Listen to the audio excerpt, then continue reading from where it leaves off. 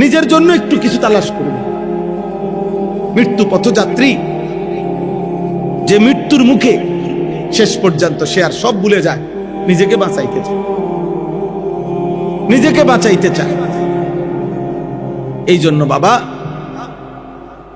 আমরা প্রত্যেকেই আপনাদের কাছে বললাম, যারাই মনোযোগ দিয়ে শুনছেন, এটা মনে রাখতে হবে, আমার নিজের পরিবর্তন দরকার।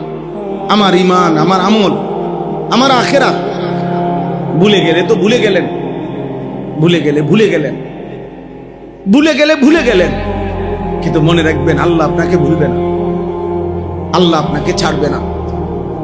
আল্লাহ তাআলা এক সেকেন্ডের হিসাব আড়াল করতে দিবে না। আল্লাহ তাআলা বলেন, ইয়াউমা তুবলাস সারাইর, সেদিন কিয়ামতের দিন বান্দা অন্তরের গভীরে যে গোপন বিষয়গুলো আমি তাও খুলে দেব।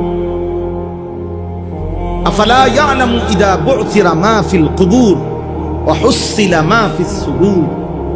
আল্লাহ তাআলা বলে, তোমাদের অন্তরের গভীরে যা ছিল, এ মনের মধ্যে কত আমরা অনেক কিছু আছে বলি না, মনে মনে কত জল্পনা কল্পনা আমাকে আছে না, ভিতরে ভিতরে ভালো আছে, মন্দ আছে, খারাপ আছে। নারী দেখলে, ছবি দেখলে, নর্তকী দেখলে, জিনার ব্যভিচারের দৃশ্য দেখলে, বেপর্দা মহিলা দেখলে, হারাম ছবি দেখলে, মানুষের টাকা পয়সা দেখলে, আরেকজনের বাড়ি গাড়ি দেখলে, কত কিছু ভিতরে মনে হয় না, কত বাজে কল্পনা, কত অসৎ কল্পনা, কত খারাপ চিন্তা ভাবনা, নাউজুবিল্লাহ। আল্লাহ তাআলা বলে, বান্দা সেদিন কিয়ামতের দিন অন্তরের এই কল্পনাগুলো কাগজের পৃষ্ঠার মতো আমি তোমার সামনে খুলে ধরব, তোমার সামনে মেলে ধরবো, যে এই ছিল তোমার কল্পনা, এই ছিল তোমার অন্তরের ভাবনা। বান্দা এগুলোর জবাব দাও, এমন নিকৃষ্ট ভাবনা ভাবলা কেন? এটা আল্লাহর কোরআন। এই জন্য আব্বা আমরা তো অনেক ভয় পাই, ভয় পাই, চিন্তা করি, এত বলি, এত ভাবি, এত ভাবে বলার চেষ্টা করি। ছেলে পেলেদের এমন হালাত যে টোটালি মনে হয় যেন পৃথিবীতে আছে না আসমানে আছে, মাটিতে আছে না জঙ্গলে আছে, জানে না। সমুদ্রে ভাসতেছে নাকি জঙ্গলে, কিছুই জানে না। কি করে, খায় দায়, ঘুম যায়, চুল ফিরায়, প্যান্ট পরে, জামা পরে, প্যান্ট, নারী, ছবি, মোবাইল, খেলাধুলা, তামাশা, উল্লাস, চিৎকার। কোথায় ব্রাজিল, কোথায় বাংলাদেশ, কোথায় আর্জেন্টিনা, কোথায় বাংলাদেশ? কে চিনে কারে, কার দরকার কারে? বাংলাদেশের আমাদের জীবন চলার জন্য ব্রাজিলের কি দরকার? ব্রাজিলের চলার জন্য আমগো কি দরকার?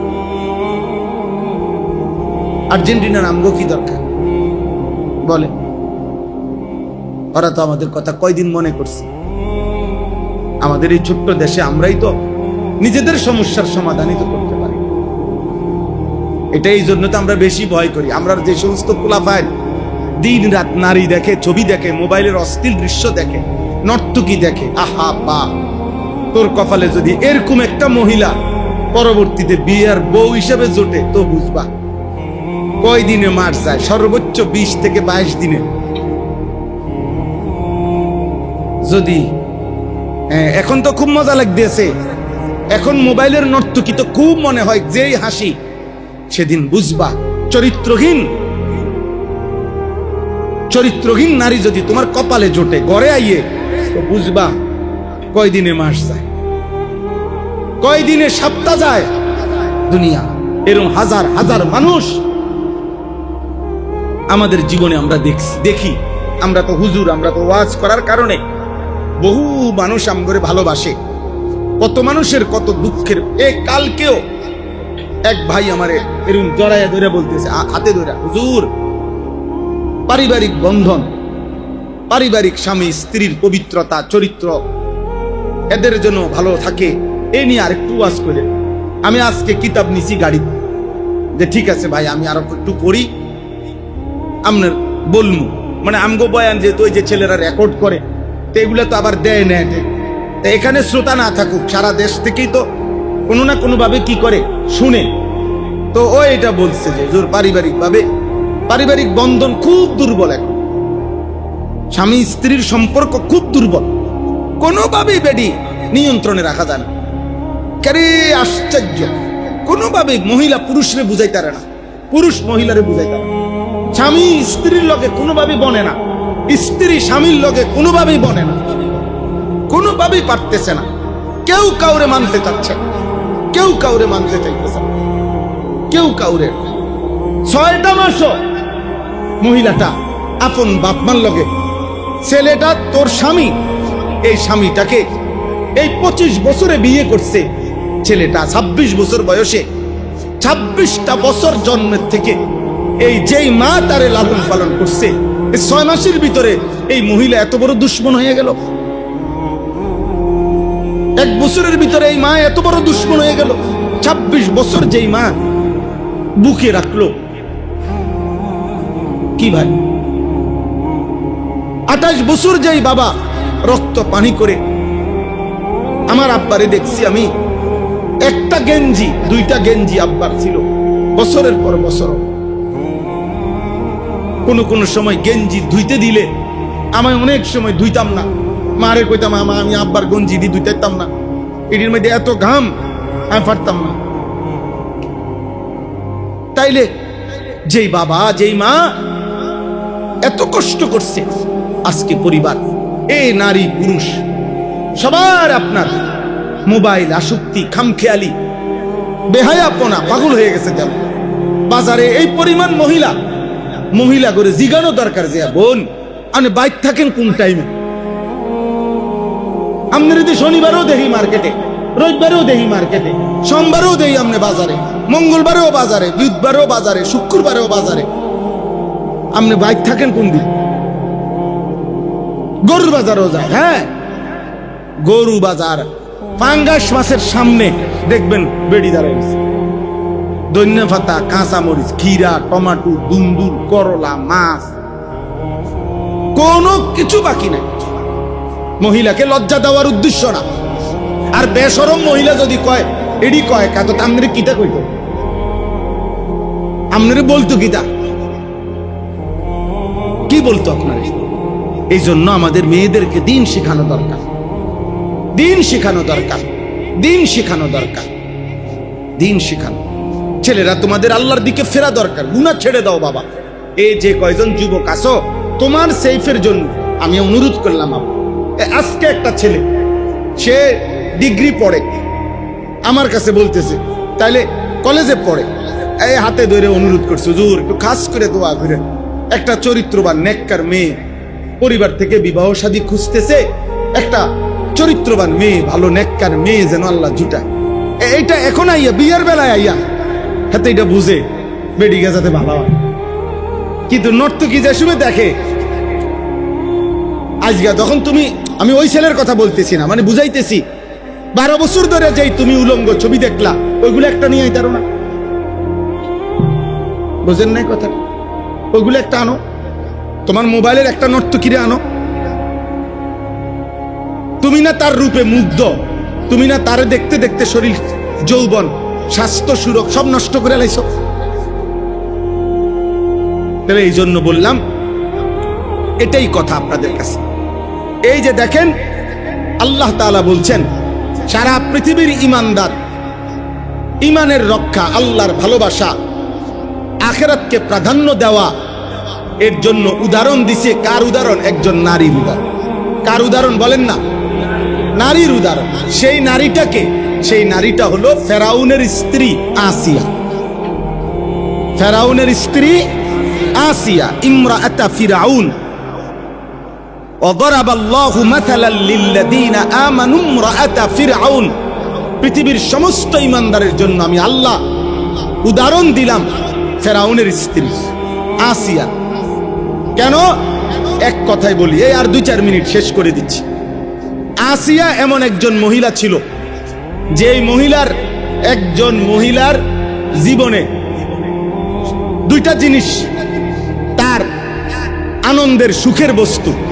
1 নাম্বার হলো স্বামীর অর্থ সম্পদের কোনো কমতি নাই, এটা মহিলার একটা সুখের বিষয়, যে জামাইয়ের সম্পদের কোনো অভাব নেই। 2 নাম্বার ভালোবাসার কোনো অভাব নাই, মানে আমার জামাই আমারে এত ভালোবাসে যে ওই আমাকেই ভালোবাসে খুব। মহিলা যদি এটা বুঝ পায়, মহিলা খুশি। যে না, আমাকে পছন্দ করে আমার জামাই, আর হলো হিউজ পরিমাণ সম্পদ আছে। তো কোরআনুল কারীমের বর্ণনা দ্বারা এটা বোঝা যায়, এই আসিয়ার স্বামী ফেরাউন, এক নম্বরে ফেরাউনের সম্পদের, সে তো বাদশাহী, তো কোটি কোটি টনে টনে স্বর্ণ রূপ্য মণি মুক্তা হীরা জহরত, রাজপ্রাসাদ অট্টালিকা দাস দাসী, কোনো কিছুরই অভাব নেই। তাইলে বলার উদ্দেশ্য হলো এই হলো এক নাম্বার, ফেরাউনের কোনো কিছুর অভাব ছিল না। তাহলে আসিয়া একজন সবচেয়ে বড় সম্পদশালী, পয়সাওয়ালা, মালওয়ালা, ক্ষমতাওয়ালা স্ত্রী। দুই নাম্বার, কোরআনুল কারীমের মধ্যে আছে, ওই মূসা আলাইহিস সালামের মা যখন বাক্সবন্দি করে ছোট্টবেলা নদীতে ভাসায় দিছে, তখন ফেরাউনের ঘাটে আইসা ভিড়ছে এই বাক্সটা যখন উঠাইছে তো খুলে দেখছে একটা ছোট বাচ্চা। এই বাচ্চা ফেরাউন, তাফসিরে আছে, প্রথম দৃষ্টিতেই ফেরাউন বুঝছে এটা তার শত্রুর ছেলে, বনি ইসরাইলের বাচ্চা। এটা এই যেই বাচ্চাকে খুঁজবার জন্য লক্ষের চাইতে বেশি বাচ্চাকে জবাই করে ফেলছে ফেরাউন তার বাহিনী দিয়া। ওই জ্যোতিষী বলছে বনি ইসরাইলের একটা বাচ্চা আপনার ক্ষমতা ছিনাইয়া নিবে, সেই বাচ্চাটাকে ঠেকানোর জন্য ছেলে ফেরাউন এই পর্যন্ত লক্ষের চাইতে বেশি বাচ্চা জবাই করে ফেলছে। ও ওই রকমই বাচ্চা এটা। কিন্তু স্ত্রী বলছে আসিয়া, আমি ওরে মারতে দিতাম না, ওরে আমি পালবো। এ পালবে কইছে, রাজপ্রাসাদে জায়গা দিছে, নিজের বাড়িতে খাওয়াইছে, পড়াইছে, লোক রাখছে, সব কিছু। কেন? ওই বউয়ের মনে কষ্ট দেবে। মানে স্ত্রীকে সে এতটাই ভালোবাসতো, স্ত্রীর ভালোবাসার সামনে সে তার রাজত্বকে পর্যন্ত চ্যালেঞ্জের মুখে পালাইছে, নিজের অস্তিত্বকে চ্যালেঞ্জের মুখে বুঝছে পোলা এটাই। কিন্তু কিছুই করার নাই, আমার স্ত্রী তো এখানে, বউয়ের কাছে আমি দুর্বল। তাইলে এই নারী আসিয়া সম্পদও কমতি ছিল না, স্বামীর ভালোবাসায়ও কমতি ছিল না। কিন্তু যেদিন মূসা আলাইহিস সালামের হাতে কালেমা পড়ছে, পরবর্তীতে যখন ফেরাউন জানতে পারছে, তখন ফেরাউন জুলুম করতে করতে, নির্যাতন করতে করতে, এই শেষ কথাটা বলতেছি, যখন শেষ কোনোভাবে হযরতে আসিয়া ঈমান ছাড়ে না, এই রাজপ্রাসাদ ছেড়ে দিছে, এত সুখ, এত সম্পদ, এত ভালোবাসা স্বামীর, সব ত্যাগ করছে আল্লাহর জন্য, ঈমানের জন্য। তো ফেরাউন সর্বশেষ তার সারা দেহের মধ্যে পেরেক মারছে, সারা শরীরে, ফিরআউনা দিল আওতাদ, পেরেক মারতে মারতে সারা শরীরে পেরেক মাইরা, রক্ত মাখা শরীরে বলছে এখনো সুযোগ আছে। আসিয়া বলছে না ফেরাউন, গোটা পৃথিবী, রাজত্ব, ক্ষমতা, ভালোবাসা, রাজপ্রাসাদ, স্বর্ণ রৌপ্য সব ছাড়লাম, আল্লাহকে ছাড়বো না, ঈমান আমি ছাড়বো না, আখিরাত আমি ছাড়বো না। তখন ফেরাউন, তাফসীরে আছে শেষ, ফেরাউন বলছে তার বাহিনী সৈন্যকে যে আসিয়ার বুকের উপরে একটা বড় পাথর চাপ দিয়া দাও, যাতে করে মরে যায়। এ যখন পাথর তার বুকের কাছে দিবে, উনি বুঝছে এখন এই পাথরের চাপ পড়লেই উনি মারা যাবে। এই ঠিক ওই টাইমে এই আসিয়া আল্লাহর কাছে একটা দোয়া করছে। দোয়ার মধ্যে বলছে রব্বি বিনি লি ইনদাকা বাইতান ফিল জান্নাহ, আল্লাহ আপনার পাশে, আপনার সাথে জান্নাতে আমার একটা ঘর বানায় দেন। এ কি কইছিলেন লাইনটা? হ্যাঁ, মালিক তুমি জান্নাতে তোমার পাশে একটা ঘর কি করে দিও, বানিয়ে দিও। এই দোয়াই, এইটাই আসিয়ার দোয়া, একটা ঘর বানিয়ে দিও তোমার সাথে। মানে হইলো আমারে এমন জায়গা দিয়ে জান্নাতে ঘর দিবা যেন আমি 24 ঘন্টা তুমি মাওলারেই দেখি। আল্লাহর আবার ঘর কি? মানে বুঝাইছে ভালোবাসা, যে আপনাকে আমি দেখতে চাই, আপনাকেই দেখবো, আপনার ভালোবাসার জন্য এত বড় পৃথিবী ছেড়ে দিছে। ওয়ানাজ্জিনি মিন ফিরআউনা, বলছে আল্লাহ ফেরাউন থেকে আমারে বাঁচান, ওয়া আমালিহি, তার কুফরি থেকে আমারে বাঁচান, ওয়ানাজ্জিনি মিনাল কওমিজ জালিমিন, এই নাফরমান জাতি থেকে আমারে বাঁচান। আমি আল্লাহ আপনাকে চাই, আখিরাত চাই। এই মহিলা মাদ্রাসা বালিকা মাদ্রাসা আল্লাহকে চিনায়, আখিরাত চিনায়, ঈমান চিনায়, কোরআন চিনায়। আপনাদের মেয়েদেরকে দ্বীন শিখাবেন, আপনাদের মেয়েদেরকে মাদ্রাসায় পড়াবেন, আপনাদের মেয়েদেরকে পর্দা শিখাবেন, আপনাদের মেয়েদেরকে কোরআন শিখাবেন। তাহলে ঈমান সুন্দর হবে, আখিরাত সুন্দর হবে, পরকাল ঠিক হবে। বিনিময়ে একটি ঘর, একটি ফ্যামিলি ইনশাআল্লাহ চরিত্রবান হবে। আল্লাহ তাআলা তৌফিক দেন, আল্লাহ তাআলা কবুল করেন। অল্প হোক বেশি হোক আমাদের একটা চেষ্টা যে একটা মানুষকে কথা বুঝানো, ছেলেদেরকে, বাবা তোমাকে ভুলে গেলা কেন? বন্ধু যে তোমার সাথে আড্ডা দিতেছে অত তোমারে আখিরাত ভুলাই দিছে, একদিন তো থাকবে না। আমার প্রাইমারি স্কুলের সমবয়সীরা তো কেউ এখন আমার সাথে থাকে না, আমার আশেপাশে দিও নাই। আমার মাধ্যমিক পড়ালেখার জীবনের আমার কলিগ আর আমার সাথে ক্লাসমেট একসাথে পড়ালেখা করছে, আমার কর্মজীবনের আজকে 24 বছরের ভিতরে কেউ তো আমার সাথে নাই। আছে কেউ? তাইলে আমার প্রাইমারির বন্ধুরা কোথায়? আমার ছাত্র জীবনের বন্ধুরা কোথায়? ছোটবেলার বন্ধুরা? চলার পথের কেউ তো থাকবে না আব্বা, আমি একাই হয়ে যাব। দুনিয়াতেই তো একা হয়ে গেলাম, তো আখিরাতে? দুনিয়াতেই যাদেরকে হারাইয়ে ফেললাম, আখিরাতে কই খুঁজে পাবো? হাসরের ওই ময়দানে যেখানে আদম আলাইহিস সালাম থেকে নিয়ে ইসরাফিলের ফু পর্যন্ত সবাই একসাথে হবে আব্বা, সেখানে দুনিয়ার এই বন্ধুদেরকে কই খুঁজে পাবো? কই খুঁজে পাবো? আল আখিল্লাউ ইয়াউমাইদিন বা'দুহুম লিবা'দিন আদুউন, কোরআনুল কারীম স্পষ্ট বলছে।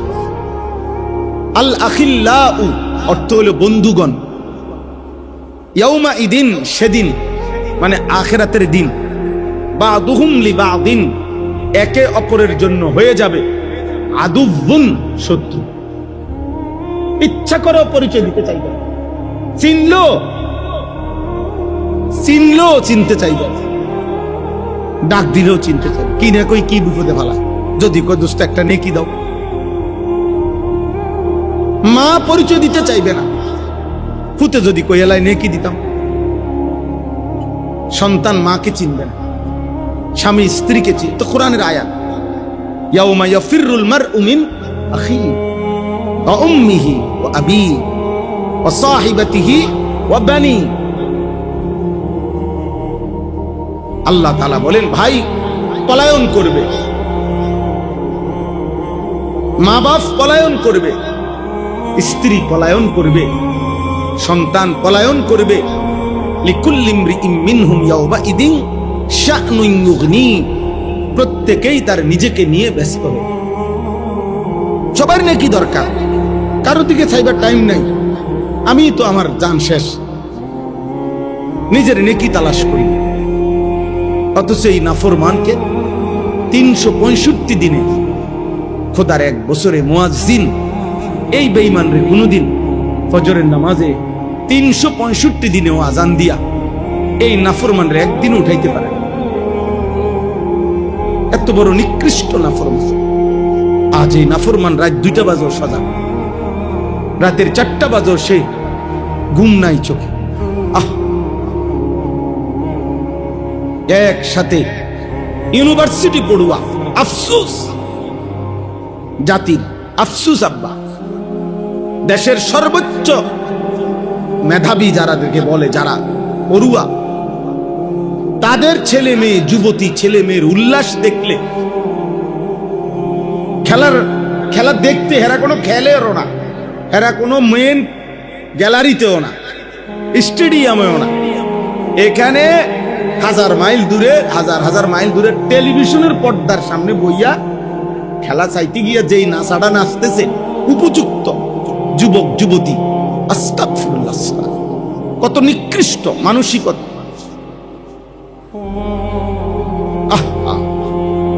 মানে আত্মভোলাম। আমরা এমন এক জাতি হয়ে যাচ্ছি যে জাতি অন্যের কথা অনেক ভাবি, নিজের কথা মোটেই ভাবি। আপন ভোলা, আত্মভোলা। আমার কি হবে, আমার কি হবে, আমার কি হবে? কোরআনুল কারীমের মধ্যে যখন আয়াত নাজিল হয়েছে, ওয়াকুদুহান নাস ওয়াল হিজারা, জাহান্নামের আগুনের মধ্যে লাকড়ির মতো ফেলা হবে মানুষ এবং জিন, পাথর। তাফসীরের মধ্যে আছে হযরত সালমান, একজন সাহাবী সালমান ফারসি রাদিয়াল্লাহু তাআলা আনহু, একটানা 3 দিন 5 ওয়াক্ত নামাজের অতিরিক্ত শুধুই কানছে আর কানছে, চোখের পানি ফেলে কানছে। এই কথাইটা বারবার বলতেছিলেন আর বলতেছিলেন, হায় জাহান্নামের লাকড়ি হবে মানুষ, আর সেটা যদি হই আমি সালমান, আমার কি হবে, আমার কি হবে। এই কথাইটা উনি 3 দিন টানা বলে কাঁদতেছিলেন আর চোখের পানি ফেলতেছিলেন। 3 দিন পরে নবীজি তাকে ডাকছে, সাহাবাদের থেকে শুনছে যে সালমানের কান্নাই থামে না, সালমান শুধু কাঁদে আর কাঁদে। নবীজি বলছে, ওরে আমার কাছে নিয়ে আস। নবীজির কাছে আনার পরে নবী সাল্লাল্লাহু আলাইহি সাল্লাম জিজ্ঞেস করছে, সালমান কি হলো, আজ 3 দিন নাকি তুমি কাঁদতেছো সাহাবী, কেন? হযরত সালমান বলছে, ইয়া রাসূলুল্লাহ, আল্লাহ বলছেন জাহান্নামের আগুনের লাকড়ি হবে মানুষ, আর সে যদি হই আমি, আমার কি হবে, আমার কি? এই ভয় আমার এমন ধরছে ইয়া রাসূলুল্লাহ, আমার এই ভয়ই যাচ্ছে না, আমার চোখের পানি থামতেছে না। এই তখন আল্লাহ নবী সাল্লাল্লাহু আলাইহি সাল্লাম বললেন, সালমান, আমি ওয়াদা দিলাম জান্নাত তোমার জন্য অপেক্ষা করছে। তুমি আমার কলিজার টুকরা সাহাবী সালমান, জান্নাত তোমার জন্য অপেক্ষা করছে। এজন্য শুধু ওয়াজ না ভাইয়া, শুধু ওয়াজ না, শুধু বক্তাগিরি না, বরং এ কথা ভাবানো উদ্দেশ্য তুমি আমি কি করছো ভাই। চাচার 60 বছর তো শেষ, হিসাব কি মিলাইছে? হাসিবু ক্বাবলা আন তুহাসাবু। নবী সাল্লাল্লাহু আলাইহি সাল্লাম বলছেন, সাহাবায়ে কেরাম বলছেন, আল্লাহর বান্দাগণ, ফেরেশতা তোমার হিসাব করার আগে তোমার হিসাব তুমি করো, তোমার হিসাব তুমি করো, হ্যাঁ তুমি হিসাব। আল্লাহর নবী সাল্লাল্লাহু আলাইহি ওয়াসাল্লাম বারবার সাহাবীকে এই নসিহত করছেন যে সাহাবী, নিজের দিকে খেয়াল করো, নিজের দিকে খেয়াল করো, নিজের দিকে খেয়াল করো।